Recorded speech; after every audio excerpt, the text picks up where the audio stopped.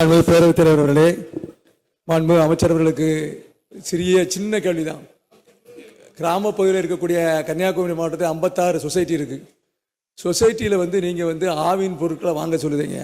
சின்ன சின்ன கிராமத்தில் சொசைட்டி இருக்கு, பொருட்கள் சேல்ஸ் ஆக மாட்டாங்க. ஒன்று, அவங்களுக்கு சொசைட்டிக்கு வரக்கூடிய இன்சென்டிவை நீங்கள் ஆவின் மூலமாக வாங்கணுங்க.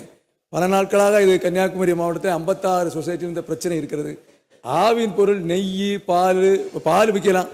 நெய், வெண்ணெய் இதெல்லாம் சின்ன கிராமம். என்னுடைய கிராமத்தில் தோவாலை, அந்த கிராமத்தில் இது போன்ற பொருட்களை விற்க முடியாத சூழ்நிலை இருக்கிறது. இந்த 56 சொசைட்டியும் நலிவடைந்த நிலையிலே இருக்கிறது. எனவே மாண்புமிகு அமைச்சர் அவர்கள் இதற்கு தகுந்த நடவடிக்கை எடுத்து அந்த இன்சென்டிவை, அவர்கள் கொடுக்கக்கூடிய அந்த இன்சென்டிவை அவர்களே எடுத்துக்கொள்ளலாம். நீ ஆவியில் போய் வாங்க சொல்லுதீங்க, மிகவும் கஷ்டமாக இருக்கிறது. எனவே மாண்புமிகு அமைச்சர் இதற்கு நடவடிக்கை எடுக்க வேண்டும். இது சம்பந்தமாக 2-3 மீட்டிங் போட்டிருக்கீங்க. மாண்புமிகு அமைச்சர் அவர்கள்.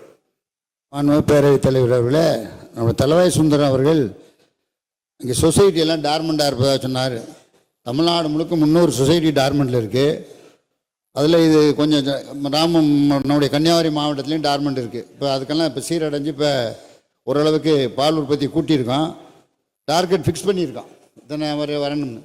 இப்போ ப்ரைவேட்டில் என்ன செய்கிறாங்கன்னு, இப்போ லீன் பீரியடு, இப்போ கொஞ்சம் பால் குறைச்சலாக தான் வரும். ஒரு 2 மாதத்துக்கு இந்த வெயில் காலத்தில் பால் குறைச்சலாக வரும். ஆனால் 3.5 லட்சம் அதிகமாக கொண்டு வந்திருக்கோம். அதனால் ஒன்றும் பிரச்சனை இருக்காது. இப்போ விற்பனையில் என்னென்னா, நெய் நம்ம உலகத்தரம் வாய்ந்தது, அமெரிக்காவுக்கு ஏற்றுமதி பண்ணுறோம், மறந்துடாதீங்க. நம்முடைய விலை 50 ரூபா கூட இருந்தாலும் அமெரிக்காக்காரன் நம்முடைய நெய்யை தான் விரும்புகிறான்.